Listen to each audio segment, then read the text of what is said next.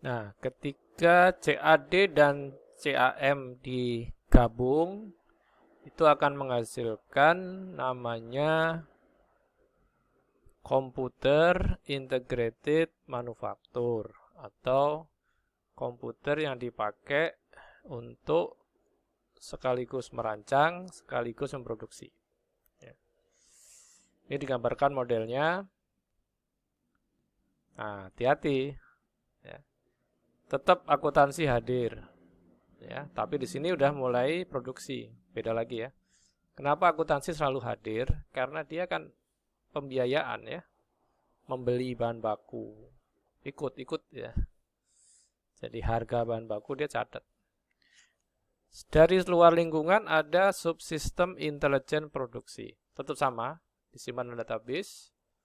Kemudian menghasilkan data-data yang dihimpun dalam subsistem produksi, persediaan, ya, kualitas, biaya. Pergudangan masuk persediaan. Kemudian tadi itu ya, research and development masuk kualitas. Nah, siapa pemakainya? Pemakainya adalah bisa jadi bagian pemasaran atau bagian gudang. Gudang bahan jadi ya, gudang ada dua ya. Gudang bahan baku dan gudang bahan jadi. Ya, gudang bahan jadi minimal dia menghitung jumlah ya, jumlah itemnya ada berapa. Kemudian serinya merek ini, tipe ini berapa dan seterusnya. Nanti dari gudang bahan jadi bisa jadi ketika harus dikirim kemana, nah itu terkait dengan siapa? Kurir ya, kurir atau jasa pengiriman barang. Wah ini banyak sekali di sini ya, yang terkait gitu. Nah ini dirinci satu-satu tadi ya, nanti bisa kita lihat untuk produksi apa aja ya. Mencatat setiap kegiatan bagian produksi yang berkaitan dengan masalah uang atau pembiayaan. Ya, jadi beli bahan baku masalahnya. Ya. Kemudian apa aja yang dihasilkan pada sistem subsistem produksi, bagaimana dan kapan tahapan-tahapan pekerjaan dilakukan, ya scheduling, ya scheduling. Kemudian persediaan menghitung bahan baku, bahan jadi, ya. Barang dalam proses, maksudnya bahan baku ya, bahan baku, bahan proses, bahan jadi. Terus kualitasnya, setiap produk selalu diuji kualitasnya, ya diukur kualitasnya. Cara mengukurnya bagaimana? Dengan menggunakan pendekatan sampling. Ya, jadi kalau obat atau makanan, ya makanya dilihat komponen-komponen yang ada dalam ingredient atau dalam komponen-komponennya sudah harus terukur, ya terukur, teruji kualitas. Mungkin kalau obat harus ada parameter minimal komponen penyembuhan, gitu ya. Kalau untuk produk motor, kelengkapan, fungsi, nah itu harus dicek secara baik. Nanti kalau sudah diuji atau diukur, nanti dikasih stiker ya QC, nah itu QC, quality control. Ya. Kalau sudah QC berarti dia sudah boleh langsung dikeluarkan menjadi barang jadi. Subsistem biaya menghitung dan menunjukkan biaya yang dikeluarkan ya. Ini kaitannya tadi ya dengan sistem penentuan harga pokok penjualan. Sistem informasi keuangan menyediakan informasi yang berhubungan dengan arus uang di perusahaan. Arusnya cuma dua ya, pemasukan, pengeluaran. Pemasukan bisa berarti cash, non cash, cash atau kredit. Pengeluaran juga demikian, bisa cash atau kredit. Bisa berupa uang lancar, bisa berupa pemindahan aset, bisa juga surat berharga, ya, uang perusahaan itu, ya, termasuk nilai yang dititipkan. Jadi misalnya gini, perusahaan mendapatkan hibah penggunaan bis karyawan misalnya. Nah statusnya apa? Hibah, dipinjami. Nah, Tetapi meskipun dipinjami, tetap harus ada perawatan kan? Harus ada beli bensinnya, beli oli-olinya gitu kan? Nah, itu juga harus dianggarkan meskipun bisnya dipinjami. Tapi tetap harus ada alokasi untuk bis tersebut. Nah, itu namanya biaya operasional ya, biaya operasional dan seterusnya. Contoh model sistem informasi keuangan, tetap sumber-sumber internnya dari transaksi akuntansi, audit intern. Audit ada dua macam. Sebelum diaudit oleh auditor luar yang independen, biasanya laporan keuangan dari sebuah perusahaan diperiksa sendiri oleh audit internal. Ya, nah, kalau audit internal sudah tidak menemukan masalah, maka siap diperiksa oleh auditor eksternal atau dari kantor audit independen, ya, dari akuntan publik dari luar, ya, demi untuk menjaga status status kepercayaan publik. Jadi kalau yang audit itu sebuah lembaga auditor terkenal, ya, profesional gitu ya, ya PricewaterhouseCoopers atau siapa gitu ya contohnya, maka kepercayaan hasil audit itu bisa dipercaya. Ya, itu apakah auditor selalu jujur? Nah, itu dibahas tersendiri ya, tidak kita bahas di sini itu. Ya. Kemudian ada juga sumber lingkungan yaitu subsistem intelijen keuangan, sama juga ya. Jadi ada bagian yang kelihatan sama nggak kelihatan. Nah, untuk apa data-data dihimpun tadi, yang disimpan dari database tadi, untuk dipakai melakukan peramalan. Contoh peramalan adalah target. Target pemasukan. Target pemasukan adalah ditetapkan dari hasil pemasukan bulan sekarang. Ya, contoh sekarang misalnya 1 September ya, 1 September. Itu sudah harus ada target untuk bulan September gitu maksudnya. Kapan menetapkannya? Bisa jadi kemarin tanggal 31 Agustus gitu. Ya. Subsistem manajemen dana. Bagaimana mengelola dana yang ada?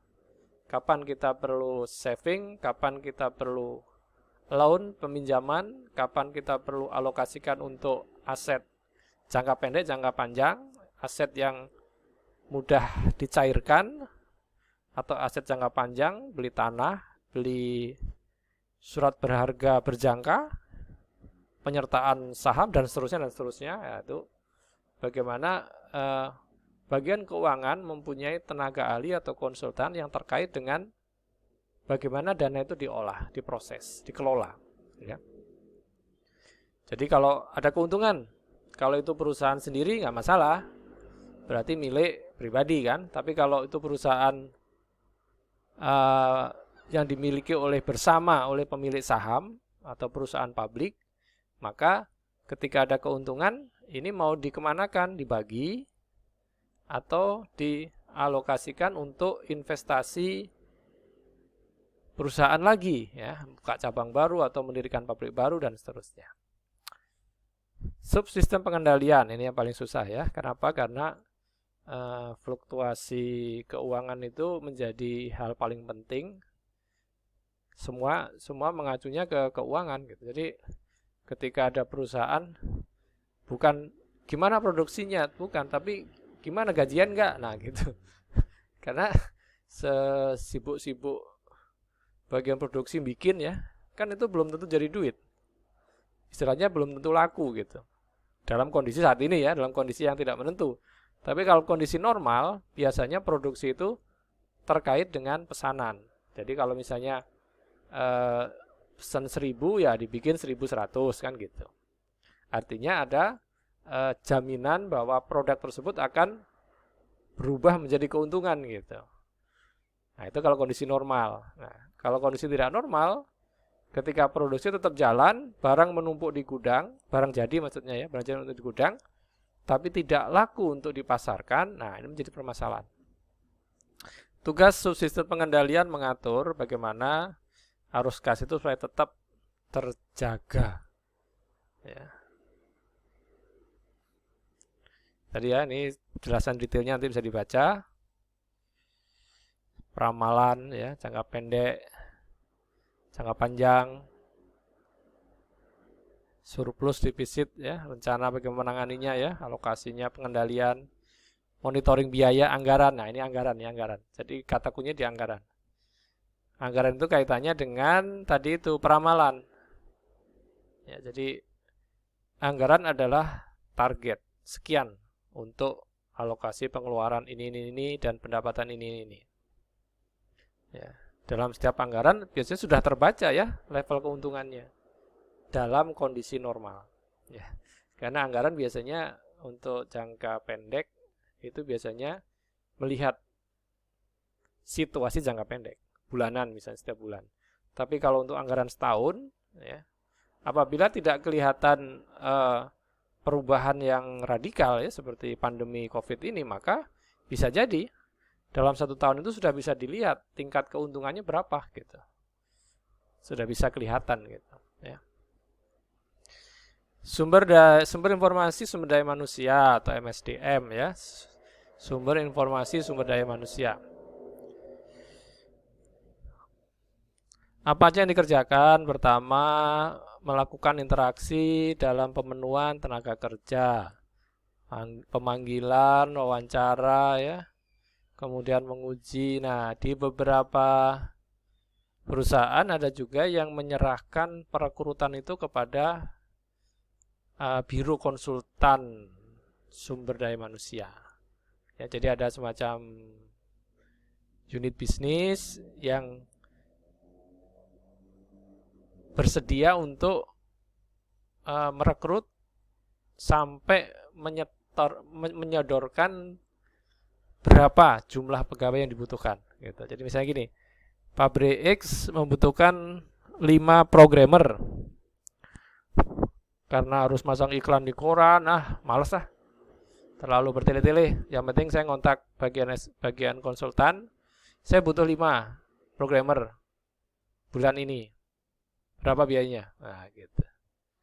Oh ini Pak, untuk ini masang iklan sekian, wawancara sekian, testing sekian, kira-kira 20 juta misalnya. Ya udah bayar aja. Misalnya seperti itu ya. Ada juga yang wawancara langsung. Pertama, tetap selalu ada sistem informasi akuntansi. Kemudian bagian penelitian, bagian sumber daya manusia intelijen, ada ya. Sama sistemnya pakai database, data dihimpun semua, maka apa aja yang bisa dikerjakan, yaitu membuat perencanaan, membuat status penerimaan karyawan. Ya, sekarang bulan ini karyawan kita ada berapa yang pensiun? Nah, ada diganti kan? Ya, manajemen SDM, tata kelola karirnya, ya, kompensasi, biaya, gaji, keuntungan, laporan lingkungan terkait dengan keberadaan tenaga kerja kita kan ada yang ikut apa itu? Jam sostek gitu ya, BPJS gitu. Asuransi. Bisa juga ikut kegiatan ini itu segala macam yang bisa jadi terkait dengan lingkungan yang lain ya, misalnya pemerintahan, kelurahan atau pemerintahan di daerah dan seterusnya. Akuntansi, penelitian, intelijen selalu ada ya. Outputnya apa aja tadi, penerimaan pegawai, kompensasi ya. Kompensasi itu ya benefit. Nah ini ke pemerintah ya tadi ya, lingkungan itu pemerintah. Terkait dengan keberadaan aset hak karyawan untuk mendapatkan asuransi ya, asuransi. Informasi akuntansi merupakan integrasi dari berbagai sistem pengolahan transaksi. Ya, transaksi di sini biasanya melibatkan uang dan barang. Uang berarti harus dilaporkan dalam bentuk laporan keuangan. Ya, kalau barang ya dilaporkan dalam bentuk biasanya bagian produksi ya, produksi. Sistem informasi akuntansi digunakan oleh perusahaan dalam melaksanakan berbagai aktivitas sehari-hari yang berhubungan dengan transaksi keuangan. Baik dari internal maupun dari eksternal perusahaan.